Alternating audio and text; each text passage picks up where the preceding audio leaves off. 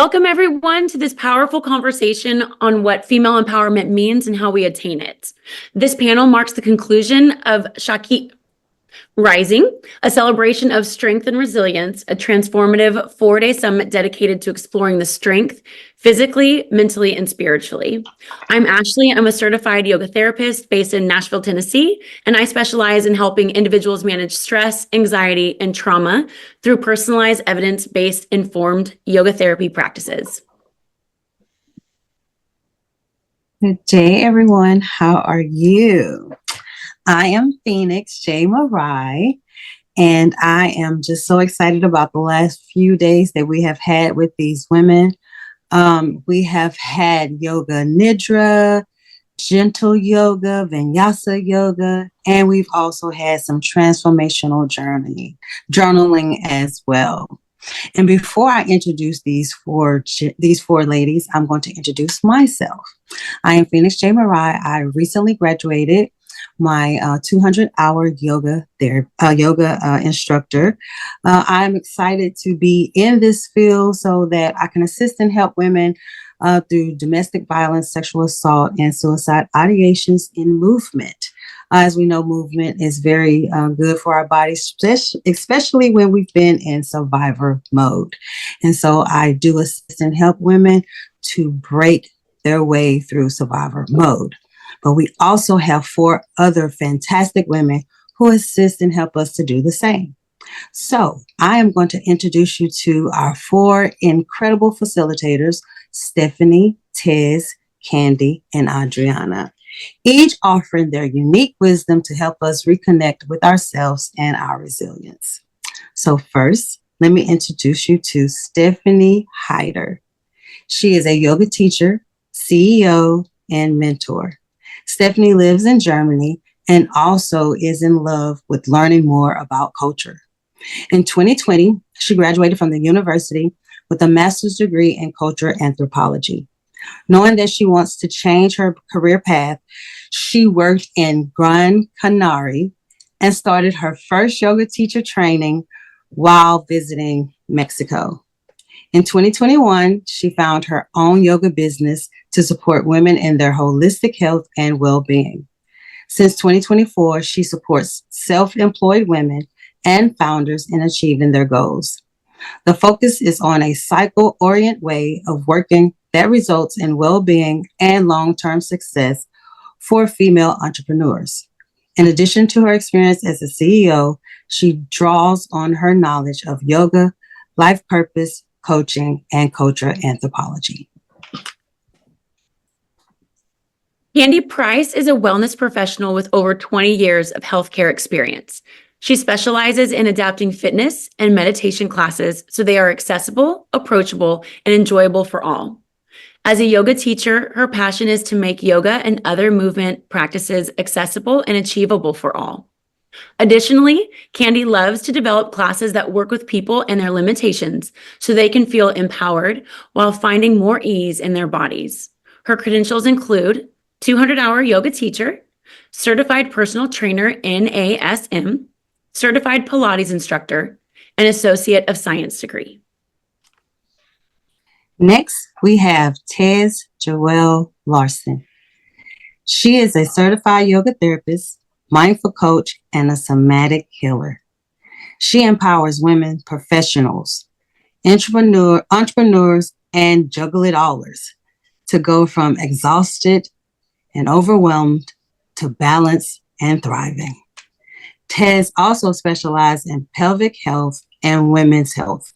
She emphasizes breath support, mindful movement, stress management, nervous system resiliency, mindset and lifestyle shifts, and taking small steps that build up so that her clients feel more joyful, balanced, and optimistic and thrive no matter what obstacles come their way. And finally, we have Miss Adrianne Lind, BA, MA, MSc, and C-IAYT. She is the host and organizer of this event on International Women's Day Summit of 2025. She is the author of Wellness on the Weekly, 52 Fun Prompts for Mindfulness, Movement, and a Whole Lot of Less Stress. a mindfulness activist, yoga teacher, meditation guide, and host of Yoga Saved Me podcast. She founded Always Home to Yoga to help humans manage their stress with mindfulness practices. She customizes programs to help others grieve with grace, release the shame and anger following sexual assaults, and helps women over 50 age better. She volunteers as a yoga teacher with Veterans Yoga Project and is a multi-award-winning blogger and a staunch overseas voter advocate. Now, as we close this summit, we turn to our central questions. What does female empowerment truly mean, and how do we make it a reality? This panel is an opportunity to hear diverse perspectives, share insight, and walk away with real, actionable ways to step into our power. Let's begin by exploring the heart of empowerment, because while it's a word we use often, its meaning is shaped by our lives' experiences. So I'll ask the panel then, what does female empowerment mean to you personally, and how has that definition evolved over the years? And whoever would like to go first, put you on the I'll spot. go first. Yeah, just because, get it over with, right? Jump in first, and I can say, yeah, because it gives me a chance to thank each and every one of you for being here today and for everything that you offered this week and for the energy that Ashley and Phoenix are bringing today. It's a perfect way to close the week. So I wanted to thank that. And female empowerment, I think this is an example of this, right? We used our power to pull this together. Right. I had an idea. I said, I want us to do something. I don't know what, but I know collectively we can do something great. And this came together. So female empowerment, one definition of female empowerment to me is that simply believing in yourself and trusting that you have a good idea. A lot of times women don't believe that what they think is a good idea until somebody else confirms it for them. So believing in yourself, that's empowerment. I'm so glad to kick it off again. Thank you all ladies for being here today and this whole week. Thank you. I absolutely love that. And I completely agree. I think it's about feeling safe, seen, and strong in your own voice, knowing that you have your own voice and you're able to share it, and making choices, as you're saying, Adrianne, and decisions, and not second guessing yourself all the time. And there's nothing wrong with turning to people for help and support and saying, hey, I need this. Like, that's also part of being empowered, is saying, you know what, I don't have to do it all. I can reach out to my friends. I can reach out to my community, but also just to know that you have your own voice and that you have your ability to make your own choices for yourself, for your loved ones if need be, right? So that to me is empowerment, is just being able to sit in your own voice and share it with others. Yes, I tend to agree with both of you ladies. I see it the same way. It's all about the voice. It's about knowing that you can live in your truth, your authentic self, and that you can speak your truth and people will listen. People will trust. Women can be other women are our best advocates. And when we try to play too small, when we think we're too bossy, too shy, too loud, too much, too this, too that just works against what we need to do. We need to speak and honor our own beliefs, our thoughts, and know that when we do, it helps others do it as well.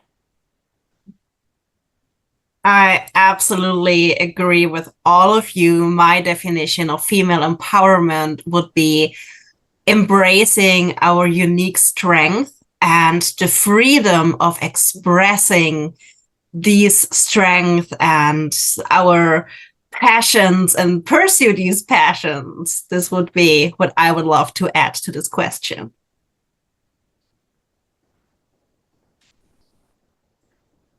Awesome. Do you have anything to add, Ashley? You know what? I think the answer that kind of came to my head in reading the questions, y'all answered it beautifully. I think it's a combination of all of that very much. I think having that voice and knowing that you do not need to be boxed in, even if the world or society is telling you that you're too much, you're too this, you're too that.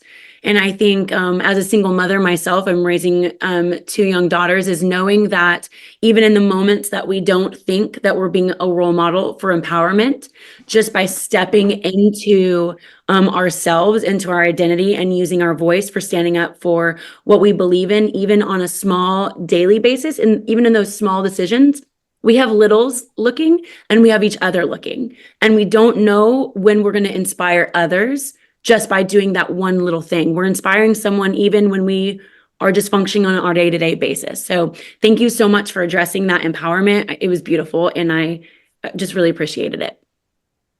And what about you, Miss Phoenix? Oh, yes. For me, empowerment, I guess I'm a word person, and I have to say I in power. And so the panel said it a lot, it's your voice and going within.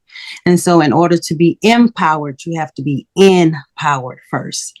And so I definitely like to have it looked at from that perspective, is that you have to empower yourself before you can empower someone else.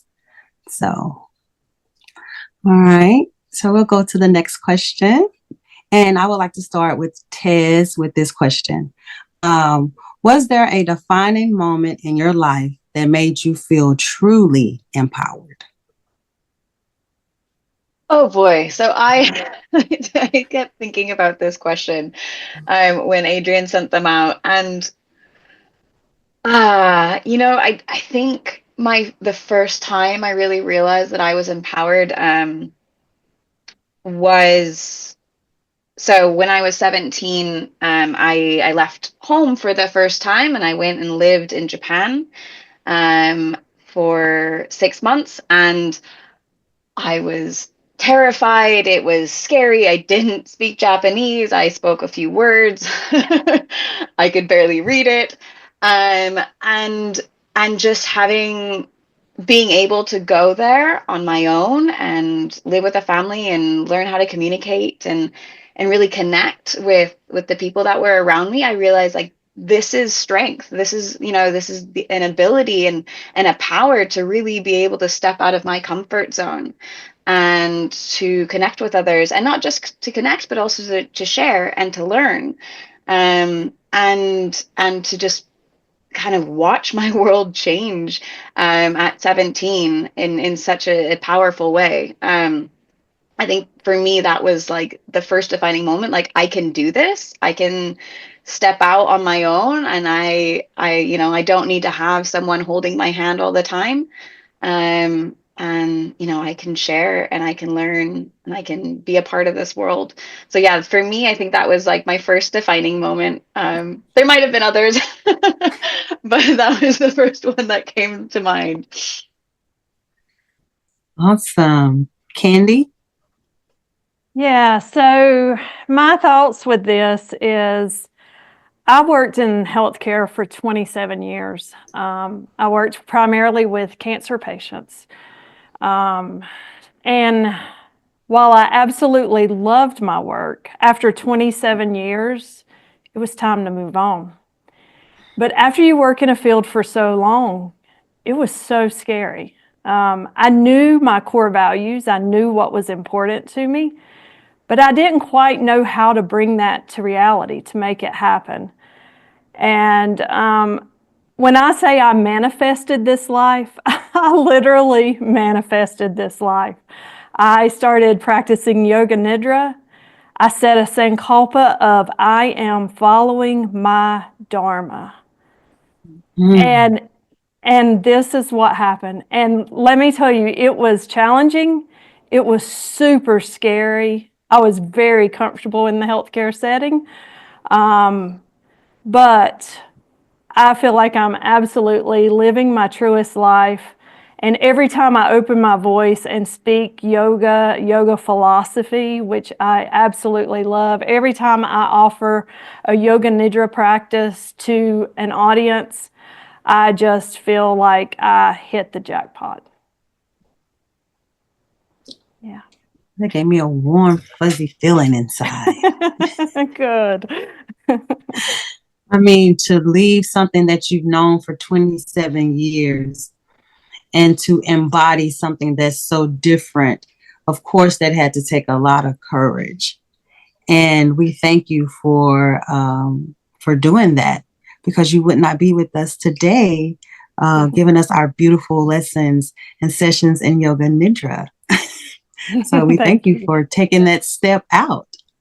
Yes, thank you. All right. You're welcome. Miss Stefanie? Yeah, it's so interesting because what I'm going to say, I think, is a mix of what Tess said and Candy said. So for me, a really empowering moment was when I moved to Gran Canaria. It was the first time that I left European ground. And I packed all my life into one suitcase. I flew to a country I did not even know that it's in Africa, to be honest. When I started with this project, it was a working project. I was just like, okay, I mean, they speak Spanish there, so I guess it's Europe. And then I found out, no, it's Africa. Well, okay, so we're going to Africa. And when I landed there, I saw the ocean, and I was standing there with my suitcase, and I just cried and I laughed at the same time. I was so happy because I was like, okay, I'm afraid of flying. I just took, I think it was a 4-hour flight. Now I'm here on an island, on a continent I've never been in my whole life, with a culture I have no idea. I did not speak Spanish, like not really well, to be honest. And I just was like, damn, girl, you did it. And from that, like, everything just unfolded, and I had a lot of challenges being there, but this made me like a really strong woman.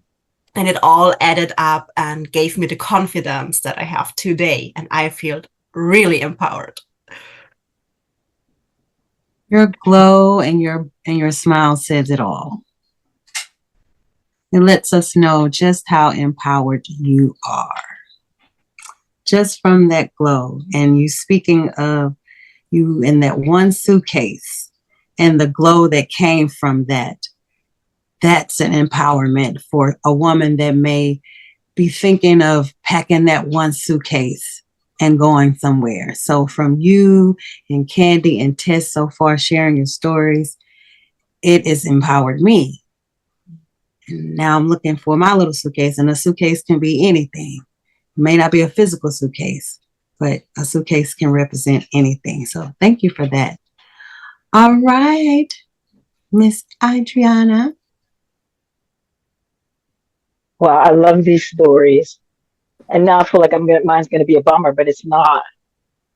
Because, well, it's not. And some of you ladies have heard this.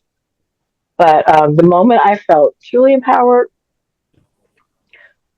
I don't know if it was when I made the decision or when I survived. But when I went out the window, a 4-story window, because I said I'm not going to get raped again, and he was beating my ass.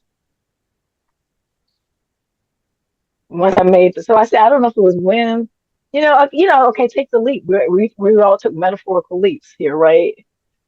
I don't know if that was a study abroad at 17 to Japan, leaving a career, 27-year career. I'm sure you were great at it, Candy, because you're great at what you do. They didn't want you to go. Leaving, Stephanie, getting on a plane, don't even like to fly, going someplace.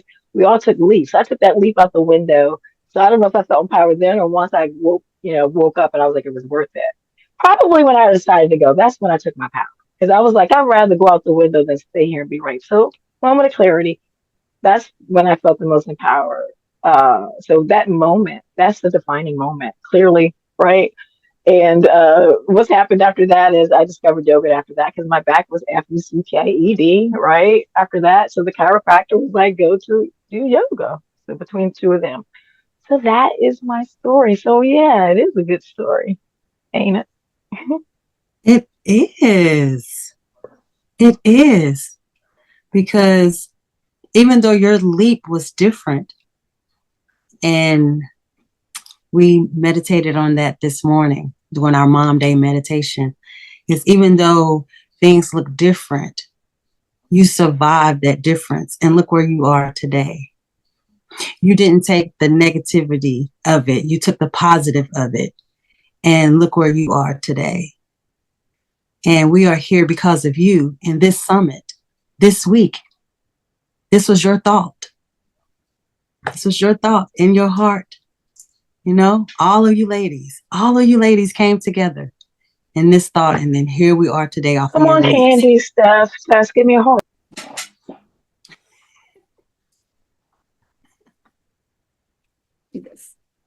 Yes, forever grateful for you ladies. Thank you so much. Thank you so much.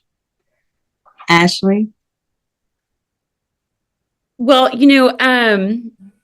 it's similar but different. So mine was a couple of times. I think the very, very first time was looking down when I had my first daughter. She had some medical issues, and I remember looking at her and feeling like, just as a brand new baby, I was alone in a room with her and just thinking, okay, I'm her advocate. And that means that I need to be strong in who I am, because this little creature is helpless and I have to be the one that teaches her what empowerment is. I have to be her advocate. So therefore I have to advocate for me as well. And then I think the biggest defining one is fast forward a handful of years. I had received a letter that was the decision and the deciding factor into finally leaving my ex-husband. And it was a very important day. It was a very milestone day in our life already. And I received a letter and I read it and I looked at my two daughters and I thought, and now I'm done. We're done. And I took that ring off and I handed the ring to my mom and I'm like, I don't care. It was 16 years. It was a very long time, but everyone questioned it. Everyone has asked if it was the right decision along the way. Not everyone, but in that moment, I just thought I could either keep going and be miserable for the rest of my life and continue dealing with this behavior, or I can stand up. I don't know how I'm going to do it. I don't know what I'm going to do. I still sometimes feel like I've just jumped out of that plane with no parachute, but it's my daughters and I, and it's me advocating not only for myself, but for their future, because they're watching it. And I think that's probably my theme in this, is that I have two littles every day that watch what their mom does. And very similar to jumping out that window in the sense of I'm done. We're done here. So yeah, that was very empowering. And you don't know what you're going to do in that moment. The suitcase, you don't know what you're going to bring, what you're going to do, what country you're going to show up in, or what life is going to look like. But you just know that this is the past. And now this has empowered me and I'm going to figure it out. So thank you. And Miss Phoenix, back to you. What about yours? Wow. Ooh. Wow. Thank you so much. I had one moment of empowerment, but then listening to you, I was like, wow, I do believe my greatest moment of life and my empowerment was in 2015 when I decided to walk away from a 19-and-a-half-year marriage. That was all I knew from the age of 21. And you don't quite know how to be a wife. You learn how to be one. It's just like a mother. You don't know how to be a mother. You learn how to be one. And I lost myself in the midst of that by becoming someone that he wanted, his life. That's what he wanted. And when I finally decided to leave, I walked away with my suitcase and my two girls and started a business, started doing Reiki first and became a Reiki master. And now I'm just on this path of holistic health and just assisting and helping other women to become empowered enough to take that leap and get their suitcases, even if they're 35. we can still feel like the 18-year-old that's leaving home for the first time. And we can start over at any age. And I believe that's where I am with my empowerment, is just letting women know that it's okay to start over. And starting over is not the end, it's actually the great beginning.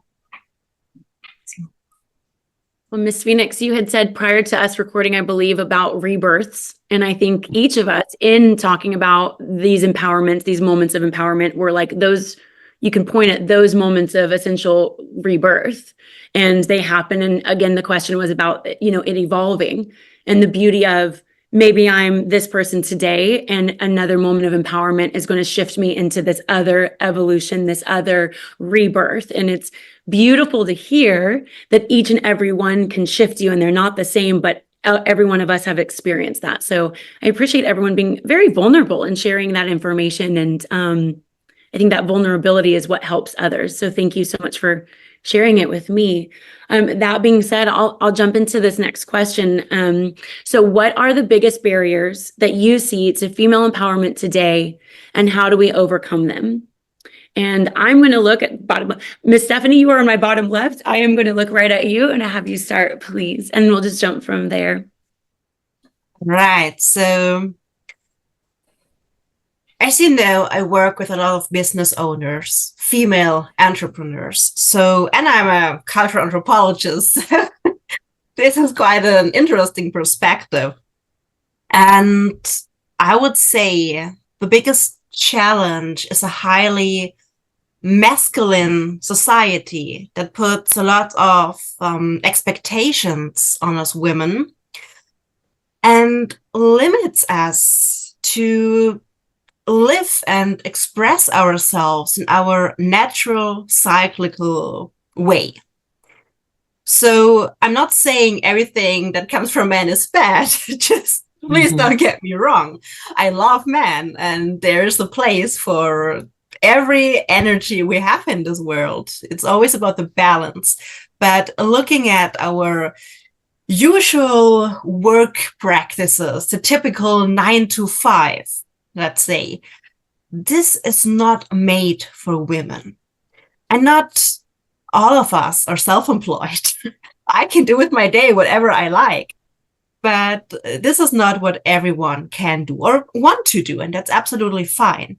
So, in my opinion, to overcome this disbalance of these energies, I think that we women can just take a huge step back in our natural ways of living. And this, for me at least, starts with getting to know our cyclical being. Getting to know our cycles, like not being like, oh, I'm menstruating, that's disgusting, this is painful.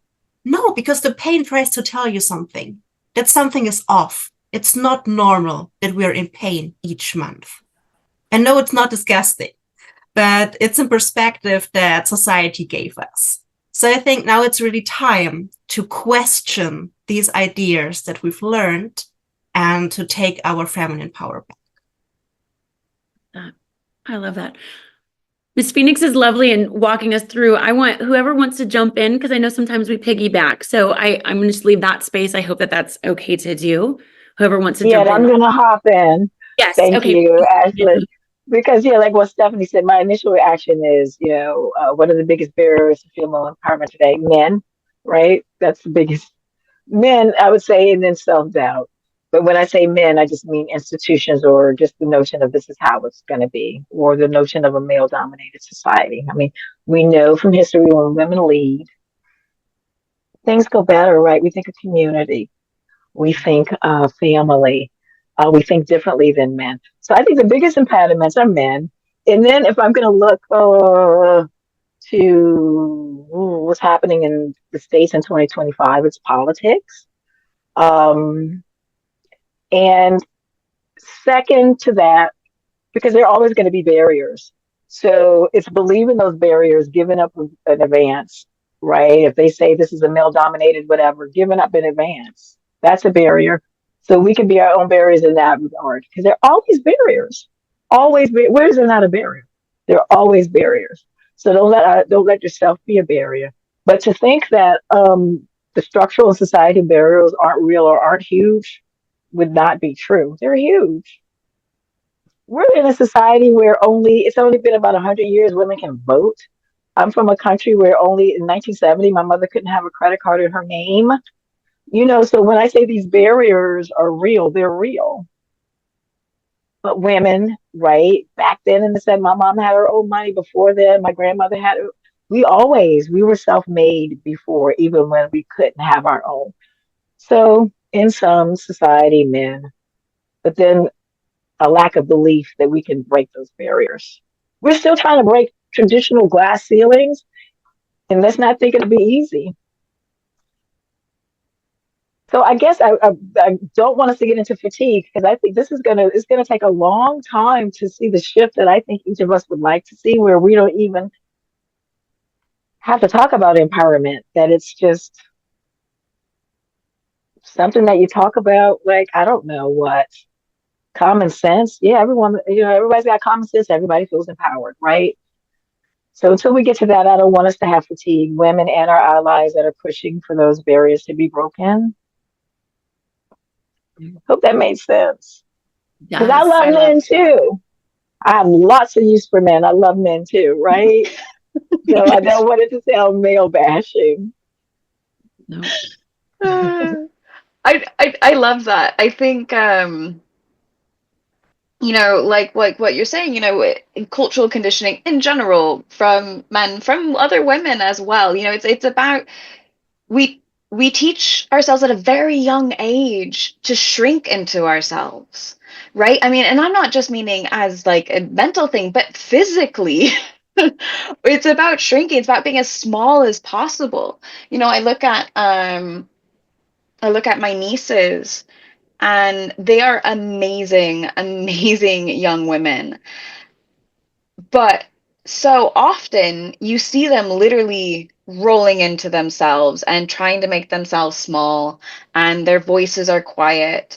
And, in those moments when they sit up straight, when they roll their shoulders back, when they, laugh really loud and they just light up, it's just like, it's this change of like, here, actually, ignore me, don't pay attention to me, to the world is beautiful, let me shine, right? And I think that so often, because of cultural expectations, because of pressures that we put on ourselves, pressures that we put on others, whether that's as adults in the workplace, in our relationships, whether that's as children, of things that we see online, as things that we see in the media, right? Things that we see our parents doing, and it's like, to me, I think one of the important things that we can do as adults, as older women, is to, as best as we can, to show empowerment, to show our voices, to sit up straight, to take up space, literally, with our bodies, to show that it's okay. It's okay to make a little noise. It's okay to laugh loud. It's okay to open your arms up and be like, hey, I am here, right? And it's also to show that there are difficult moments as well, to share those moments. I think so often we close in because we feel like, oh, we have to be perfect. We can't do all these extra things, because it's that rolling in, it's that shrinking of self, right? So if we're able to share all of that, the good, the bad, the ups, the downs, the, hey, I am surviving it and I am thriving, the thrivability that we all have. Thank you, Ashley, for this word earlier, because it's amazing, right? We all have this thrivability. It's there. It is within us. And so when we're able to take this time to connect with it ourselves, and then to share that with others, especially the younger generations as they're coming up, so they come up and they already have it, right? They're not working against it. I mean, to me, and as you say, Adrianne, this is not happening overnight, right? It is going to take time. But the more we do that, the more we show, it's okay to take up space. It's okay to share our voices. It's okay to show all of these different aspects of life, not just one. Then I think that will help shift things moving forward. Very much so. Yeah, so my thoughts is right in line with you ladies. My 2 words I came up with this is gender bias and patriarchy. It's old school patriarchy. And I'm not trying to beat up on the men, because here's the thing, men suffer too. It's not just women. When they live in a society where women are put beneath them and then minorities are put beneath them, it just causes trouble for men. Women make less money in most countries than men do. Men or women have less opportunity at education, at entrepreneurship, financial resources, loans. It's a problem. I mean, it's been a problem, as Adrianne said, for a very long time. And we work at it, we organize, we do what we can because it's important. Living in America right now, it is so important. It has become a huge passion of mine. I have seen my blog posts start to turn a little more another direction. And that's what I have to do because it is important. It's important for my daughter, but it's also important for my son and my grandson. So yeah, that's it. And just one more thing I'll say on it. Women need control of family planning. They need control of their bodies, their contraception, so that they can live the life they want to live, have children at when it benefits everyone the most, so that we can take care of our children. Let me jump in 1 second. Amen to that, Candy, though. But I want to jump in because I'm an American who lives in Sweden. So as Candy said, we know the attack on women in America is real. And I want to say Sweden, kudos to Scandinavia for leading the way, for being equal. We like to say equal Sweden. We do know that it's not exactly, but it's so darn close, right? I know 51% women in the government. Yippee, right? I'm waiting to see what they're going to do after that horrible gun incident that just happened, because it was a national tragedy. It was a national tragedy of the reaction that the king was there. I mean, national tragedy. Imagine if the U.S. president went to the site of every shooting. That would be a full-time job, unfortunately, for that person. But it was a national tragedy. So I'm waiting to see how they're going to do it, because with 51% women in the parliament, I'm interested to see how they drive that. Now, I say that not to bash Sweden. We still have women's shelters. Domestic violence is still a problem. There's still not enough women on boards, right? There's still not enough women on boards.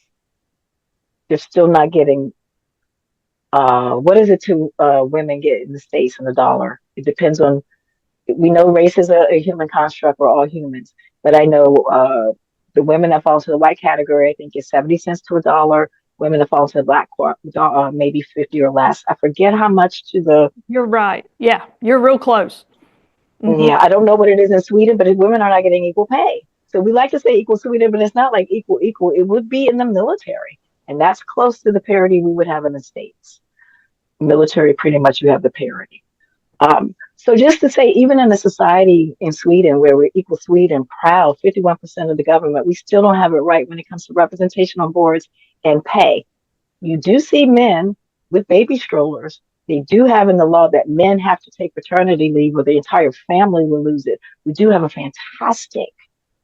This is how you empower women, as Candy said. Let them control when they're going to have the family, how they're going to build their family, and then make society family friendly. Sweden is great for that. That's how you can empower women. 17 months or something maternity leave. You're not going to lose your job. Part of that, you can take that to the child's like 8 or 10 or 12, right?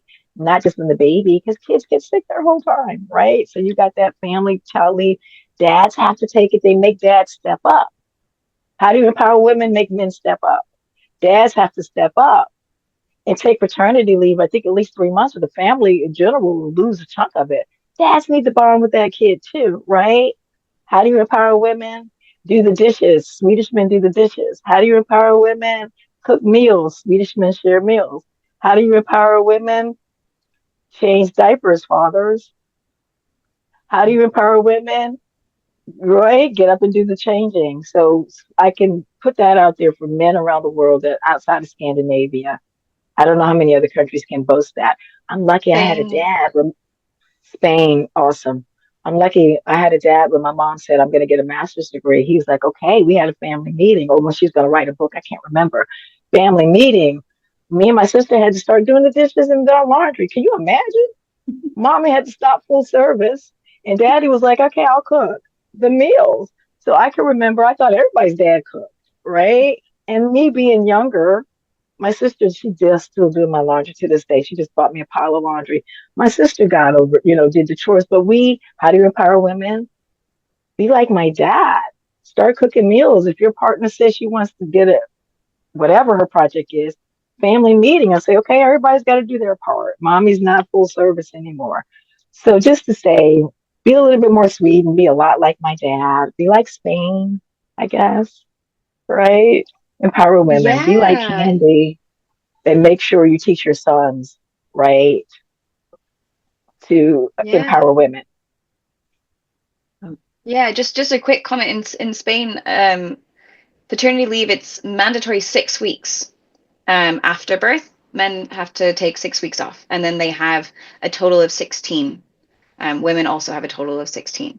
So it's Spain is great for that, for sure.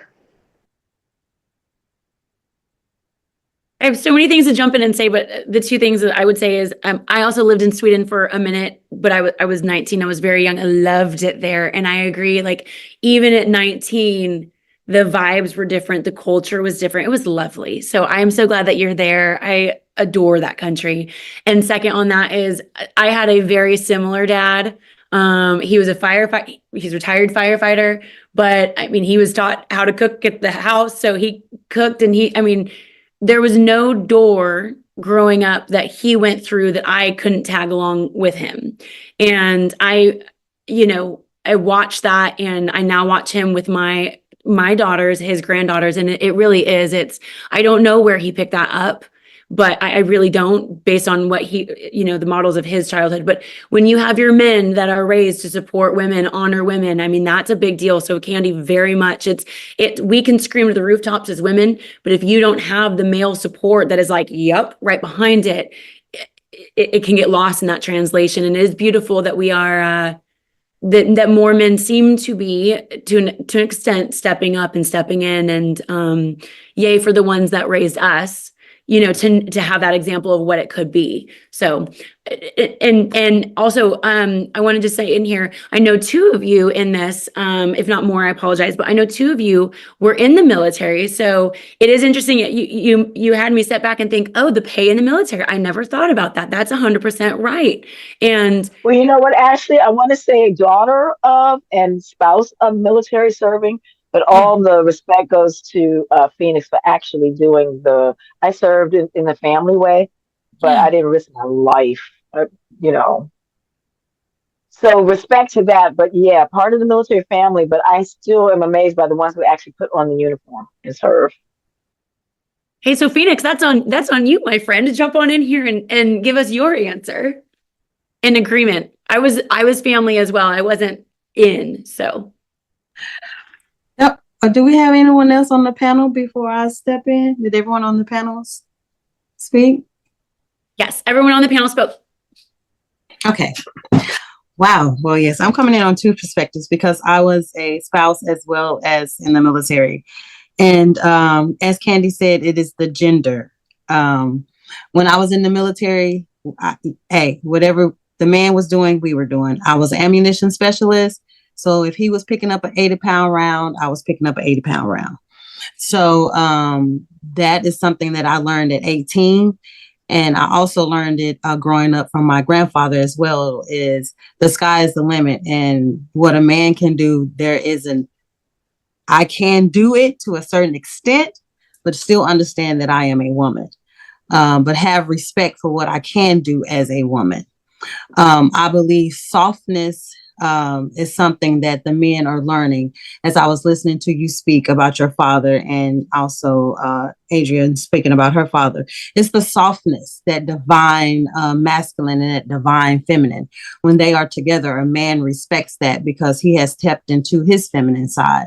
And so he does understand that as a woman, she walks with him, not behind him, but she walks with him. Being in the military and then coming out and becoming a spouse.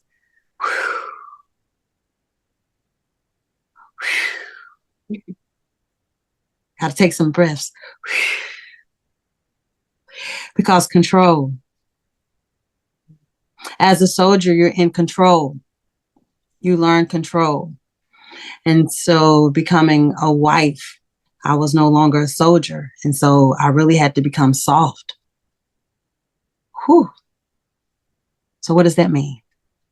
Coming from a soldier to define femininity, to divine femininity. What does that mean? How do I become feminine after I've walked around in this uniform and I've had to be this soldier, in this uniform, this mask that I wore, which was my uniform. So how do I come out of that and be empowered? Like you said, be empowered as a woman in my softness. So it has been a journey. I'm 51 and I'm still learning. I'm still learning how not to be a soldier. I've been out of the military since 2002, and I'm still learning how to be soft and not to be a soldier. And so it's something that never stops. It's always within us. It's always within us. So I hope that answered your question. Well, the question. Because those barriers, I'm telling you, mindset. Whew, this next question. Wow, wow, wow. Are y'all ready? How can men and allies contribute in the empowerment of women? Oh, did I go? Oh, no, I went too far. Oh, I went too far. Sorry. I went too far. That's perfect. Stick with that one. Oh, okay. Yeah, you're going where spirit moved you. And that's I guess fine. I did, because we was on that subject. I guess I did. How can men and allies contribute to the empowerment of women in meaningful ways? So it went right with the flow. Yes. And I want to start. Go ahead. Do you mind? No, go ahead. By listening. Really listening to women's experiences, to things that we're saying, without just getting defensive and I have to fix this, or I can't believe that that you believe that, or whatever. Just sit there and listen and really just take in what we're saying. I think that has to be the first step. Because in my experience, that's the hardest one, is really to listen and not to get defensive, but to be able to just say, hey, okay, this is what your experience is. And I think all of us can, understand that to a certain extent, right? If we're in a situation where we're feeling a bit attacked for whatever reason, and that person is talking to us, we might want to just be like, no, just push it away, like, no, and get defensive. But when we step back and we really listen, then that's when the magic happens. So for me, I think that that's where it needs to start. Can I go next on this one? Because it's right in line with you. I know it is, Miss Candy. Go ahead. They need to listen first, but then they need to speak up. Because when they hear the gender bias, the locker room talk, the nastiness, the disrespect towards women, they need to call it out. Capital letters, call it out. Make people accountable for how they speak to half the population. When you witness injustice to women and girls, you got to make them accountable. You got to call it out, especially men. Okay, that's it for me on that one. Yeah, call it out. This is an excellent last question. This is an excellent last question, and I wish I had something clever to build on to listen and call it out. I wish I had something clever because I just think those are two great things. Be like my dad, right? Be like Ashley's dad, right? Be like a Swedish guy. If you can't, and by that just means treat women like you want to be treated. And as Candy says, but this is what I want from any friend. If you hear them talking about me and I'm not in the room, I want the friend who's taking up for me when I'm not in the room, right? Isn't that the one you want? The person who was saying, "Oh, she'd be great for that opportunity" when I'm not there, or saying, "Oh, that's not true. Don't talk about her when I'm not there." That's the kind of men allies. That's the kind of allies women want. Give us the opportunities, recognize us when, we're shining, let us shine. Polish our crowns, adjust them when we need them, and protect us. We'll do the same for you. It's reciprocal. That's what we have to do for each other, men, women, children, plants, animals. But to take care of each other, protect each other. Ashley, you're saying something. Well, I'm sitting here, I'm just fully agreeing, and I feel bad, I'm jumping out of turn. I just want to say, and you hit it on the head too.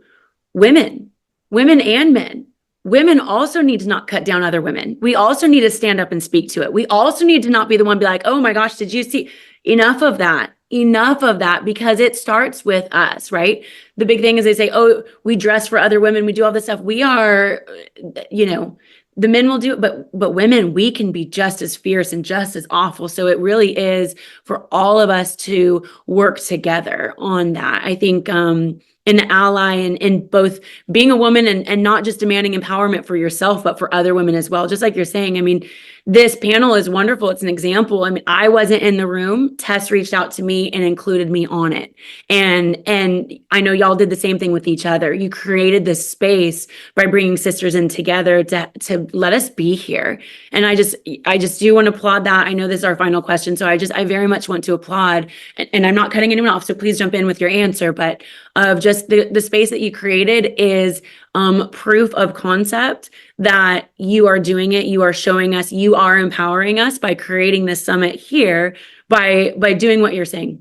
And if more people could do that, if more people could put their arms around each other and bring each other into these spaces and discuss this, I think it would just be a better society as a whole. I digress. Please, please continue. Yeah. I really agree with all of you. And what I would add to the things that you already said is that what makes, at least for me, a really good masculine or male ally, what pronunciation, ally, is a man who appreciates the feminine way. For example, every person has intuition, but a female intuition usually is much stronger. And so when a woman tells you, I don't know, some example like, "We shouldn't go there because something's feeling off," trust her. And it's not because she doesn't like you to go there or because she's jealous. It's this inner knowing, like, "Babe, don't go there." And then not making a drama, and maybe just showing some interest, what you all said before, real interest. "Hey, why do you think?" And then listening. And this is where the cycle closes, because this is what Tess said right at the beginning. Yeah. Very much so. Wow. That was powerful. But Phoenix, before we meditate, did you say what you thought? No, I haven't said. Okay, because I know I what is that? You all help me. I'm stealing your time. Which one is that? Which one of the yamas and yamas is that? The yamas and the Yeah, yamas. see, I'm stealing time because you all promised me an hour. I've taken more than that. I'm stealing time. So I'm gonna hop in and I'm gonna cut down the meditation that we were gonna do, but I do want to leave us. Ashley and Phoenix, did you all say everything? But I've started seeing I'm starting to think my karma now. I'm starting to steal. I don't want to mess up my. Oh, So okay. No, you're fine. Okay. So we're just gonna do. Oh, this was so powerful. And I'm so proud of myself for getting through this without crying. But we're just going to do a very brief meditation, just to kind of put a bow on it, right? So if you're like me, I'm going to keep my glasses on, but if you're like me, take your glasses off, lower your gaze. I'm going to have my glasses on just so I can read. Make sure your feet are touching the floor, or if you're on a bed, bean bag, anything like that, you want your shoulders relaxed and your spine straight.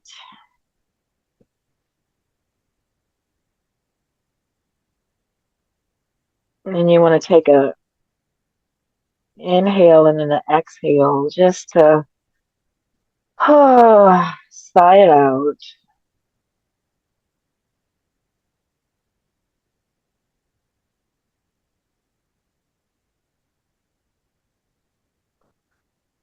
And I wonder if you, like me, if you can actually feel this energy that we've created around us.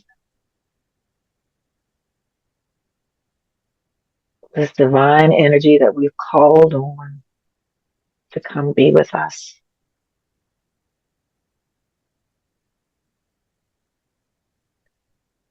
If you're like me, I wonder if you can use these breaths to actually feel the joy that's been generated.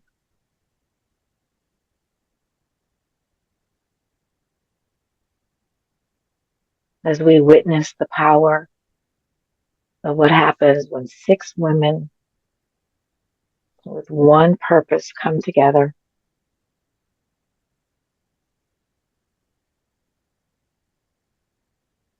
And if you're like me, I'm hoping you can tap into a feeling of calm and maybe even feeling a little bit more confident.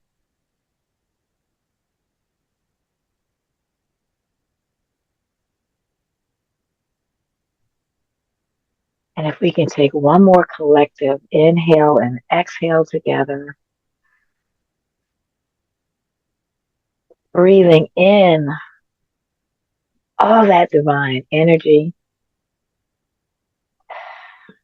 letting it flow through our precious bodies, and then exhaling it out back to the world. Ladies, the light in me has been blinded by the light in you. Thank you for making this a reality. Namaste.